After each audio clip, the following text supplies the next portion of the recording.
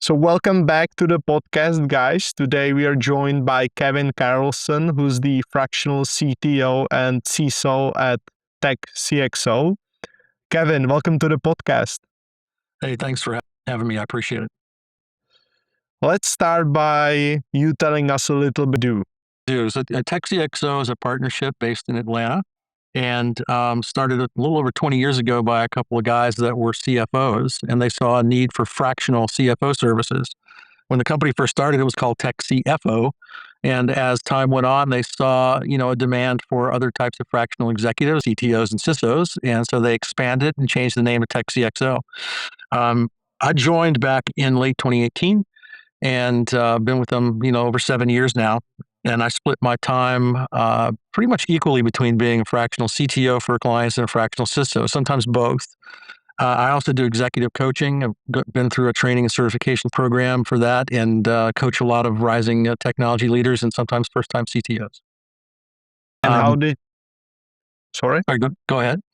Get into this role? So what made you join? I spent most of my career in the tech consulting world. And, I started out as a software developer a long time ago, back in the 80s, and cut my teeth writing plus assembly language code. Worked my way up through the traditional ranks. Took my first CTO role with a software company in Austin, Texas in 1999. And since that time, I've held 4 additional CTO roles. 2 were with consulting companies and 2 are with product companies.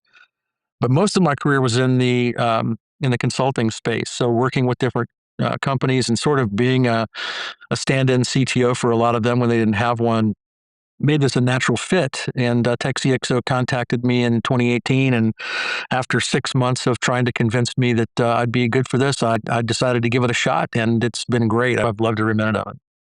And with your career that spans over to the 80s, it must be a miracle to live in today's world where AI is.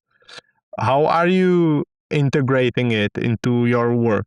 Oh, gosh. Well, I've been involved with AI and machine learning since 2014. I built a lot of machine learning models for ecommerce, and then also started a company in 2016 that was very focused on specialized ecommerce merchandising models. And it's something I've always been interested in. And with LLMs that came out, it sort of really changed the landscape there and made it very available to a lot of people. I use AI every day, not only at work, but also for personal things. And it's amazingly helpful. You do have to be careful, though. Sometimes these things hallucinate, tell you things that aren't right. So being the last sort of check before something goes out is really important. But as far as my day-to-day, I use it a lot for coding. So I don't do a lot of coding for my clients, but I do a lot of coding for fun and just to learn and keep up with what's going on out there. And I use tools on code a pretty significant amount. I mean, just it makes things so much faster and allows me to be more of a conductor or an orchestrator rather than having to write the tedious sort of scaffolding to stand up an application. So I use it for that. I use it a lot. Claude has some new plugins there. I also use Perplexity and ChatGPT for different things. I find Perplexity's model to have a little bit better web search capability, and ChatGPT, of course, does image generation pretty well. We also use Gemini as a company, and sort of document processing abilities as well as image generation. So I don't know that there's a task that I wouldn't explore how to use it for, provided that it fits the need and meets the privacy requirements. Definitely. Kevin, is there any interesting technical challenge that you've tackled recently in your role? Oh gosh, using AI or just in general? Just in general, something that's interesting. Some of the challenges that I've handled over the past few years, and I'll stick on the AI topic here just for a minute. And this was before LLMs came out. I designed and built a couple of AI models for the media and entertainment industry. Both of those have been patented. My client was able to patent those. That was a lot of fun. I do a lot of work in the data space, and this is an area where AI can be tremendously helpful, provided, of course, that you aren't giving away sort of, the information to a model that, even though you check the box that says, don't use this, there's always the where I can't remember which model it was off the top of my head, but now I think about it, where it was plugged into some Microsoft environments and it accidentally searched things it shouldn't have searched, and maybe got to some emails that it shouldn't have gotten to. So, developers make mistakes. So it can happen to big companies, to small companies, and you just need to, be careful with that data. One challenge that I did get past successfully and use Claude Code to do was write some tokenization algorithm that goes through using Python, goes through the data and looks for things that are PII, PHI, anything that would point to specific infrastructure, and replaces it with a token. And then that can be successfully run through AI models, whether local. I do have a couple of local models on my desktop machine here, and can run those in cases where extreme privacy is needed. But also tokenizing things is a good way to approach it. You can get what you need to a lot of times from the data without that specific information in the files. Yeah, you're definitely right about AI being the two-sided sword. Absolutely. It has, the upside, but then also there is big risks that are involved with it. There Yeah, so are, and some that I've noticed that AI is not real good at. AI is great, but if you're using it for coding, you really need to know how to code in order to use it to develop something really scalable and secure. To be in that sort of conductor or orchestrator role, you need to be able to guide it. And there's a couple of instances about 3 weeks ago now, maybe 4 weeks ago, where a couple of applications that were built with AI had serious security holes, and they created some problems that needed to be fixed. So it's a great tool, but the current incarnations of these models, might not be as complete as they need to be to develop something totally independently. and when it comes to the technology consulting industry that you're in, what are some of the trends that you're seeing? Oh God. Besides AI, there's a lot more companies looking into the data that they have and what they could do with it. And a lot of it does still center around AI, but sometimes it's just basic analytics and visualizations of the data they have. Um, I think data has been a big topic for a couple of decades now, especially in the last decade. And being able to work with a client to help them understand their data, how they can use the visualizations from things to improve their business, but then also how can they leverage that data with AI to look for patterns that they might not be able to spot using traditional analytical techniques. hmm Kevin, I have a interesting question for you. Sure. If you could change one thing about the industry, the technology consulting industry, what would it be, and why would you change it? Oh God, that's an easy one, Okay. and the reason is because this is behavior that is so damaging, I think, to technology in general, and I've seen it multiple times over my career, and that's hype. And that's not centered on the consulting industry, but the industry as a whole. And we've seen so much hype around AI. Previously, it was blockchain. Before that, it was heard stories about how retail, brick and mortar is going to go, the way of the dinosaur. And it hasn't. Some have, but it hasn't had the impact that it was originally, thought it was going to have. Same thing is true with AI. There's lots of great stories out there about people doing all kind of great things with AI, and a lot of it is hype. And what I see a lot of times when I go into consulting engagement is that this hype has built expectations that are very difficult to deliver on because it's just not the expectations aren't accurate. But it's the companies themselves that produce these models. I think they generate a lot of hype, and then there's a whole secondary industry behind that of people that are marketing their services with the similar hype. What I really try to do is come to my clients with a realistic view of what this AI can do and how it can do it safely, to help them be more efficient and deliver things that they might not be able to deliver otherwise. But that's what I would change is I would temper the hype a little bit and encourage people to be a little bit more factual about the possibilities of AI or any technology before they set unrealistic Mm. expectations. Yeah, definitely. A lot of these AI startups are really just working in the demo phase, and Mhm. then when the production hits, it fails. The scalability of it is not so great. Well, there's that too. And, I had a client a while back that wanted to deploy a model internally.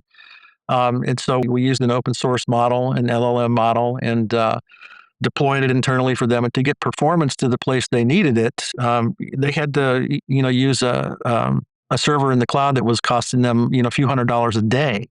And they eventually pulled back and said, no, we'll use a commercial model instead. But, so there was this expectation that they could run an internal model and it would be expensive and it would be more private. Certainly it was more private.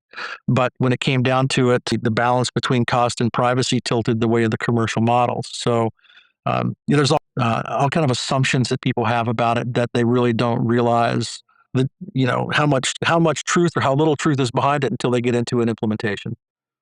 For sure. So, Kevin, we've talked about the past and the present. What about the future? What's your vision for TechCXO and your role over the next few years? Well, it's certainly changing, right? There's a lot of things. We've all read about how SaaS software is going to be affected, to a degree. I think, it's certainly going to have an effect, but I think it's more, or I should say, I think it's less impactful right now than it will be in the future. The main reason for that is that, yes, you can develop an application pretty quickly using AI, but then there's scalability concerns, there's security concerns, and there's also just sort of what I'll call general maintenance of an application. Using a SaaS solution takes those things out of your way, and a third party is responsible for that maintenance. So while you might be able to stand up an application really quickly, it probably isn't going to be enterprise grade, and it's something now the company has to maintain. Whether you're using AI to maintain it or not, it's still something that someone has to do. Other areas where I think we'll see a lot of change in the consulting world is things are just going to happen faster. So you're still paying for somebody's experience to help you make those things happen faster. But I think there's an expectation out there that things should happen. Everything should happen faster, better, and cheaper. And it's sort of the old thing. It's like a pick two. I think AI might get you closer to being able to have all three, but because of the expectations that aren't aligned with reality, usually one or more of those things don't happen according to what a client may want. But we work really hard to make sure that we're doing the right things for clients and being as fast and efficient and cost effective as possible. A couple of areas that have been a huge help to me is producing, say, a PowerPoint presentation or a document about something. I can run the data through a model and have it produce a PowerPoint pretty quickly, and produce it using a template that I already have. And the results, especially in the last couple of months, have just been really, really good and required a lot less of my time. So I think how it's really going to change business overall, and not just the consulting world, but business overall, is going to be, it's just going to enable you to do less of the tedious work that we've always had to do, and we can focus more on value added work that really changes businesses and potentially the world, while the AI handles a lot of the tedious sort of scaffolding or the tedious tasks that we've always had to do as consultants. Repetitive tasks that no one likes to do. Right. Those are AI delegated, definitely. Absolutely. I have one more question regarding your executive coaching. If you think about your experience that you had so far, has it changed your approach to the technology leadership? Oh, that's a great question. The experience that I've had with coaching or with coaching, yes. With coaching, okay. Well, let me tell you a little background how I got into this. When I was growing my practice here at TechCXO back in the 2022 timeframe, my practice was growing really well, but I was totally stressed out and working very long days. And I enjoyed it, but I was getting to a point where it was getting to be too much. And so I got in touch with somebody that I knew that was an executive coach, and I hired her to coach me. And what I experienced through that coaching was that my stress level went down and my practice continued to grow because I learned enough about myself and how I was approaching the business to understand where that stress was coming from and how I could help eliminate that. It was a really life-changing experience for me. to the point to where, one of our last sessions, I said, "Hey, what training course did you go through?" And she told me, and I signed up for it and took a year and a half and went through it because I wanted to understand more about it and also help others that I work with. Mm-hmm. So, Kevin, is there any advice that you would give to people that are in the same industry as you? I think trying to be in any aspect of the tech industry requires you to be focused on learning and not be afraid of learning and not be afraid of change. If you're afraid of change, this is absolutely the wrong industry to be in. And, 40 years ago when I started out, if I wanted to learn, a new version of C plus or something, I'd go to Barnes and Noble and buy a book and read it. And then shortly thereafter, when the internet came into its own, resources just exploded, and that made so many more things possible. Open source really took off. Lots of different efforts in different directions, and now it's impossible to keep up with everything. So you kind of have to choose. And the most important thing is that you choose something that you're interested in, that has, an application in an industry perhaps that you understand. But really underlying that is just learning. It's just, I read a lot. I write code a lot to understand things, and having, being in touch with what's going on and not becoming stagnant is the most important thing, I think, for anybody in this field. Thank you. Definitely being a student of life and just never stop learning. That's really the key here.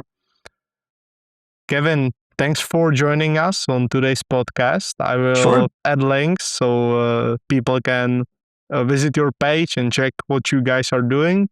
And thank you guys for watching. Thanks very much.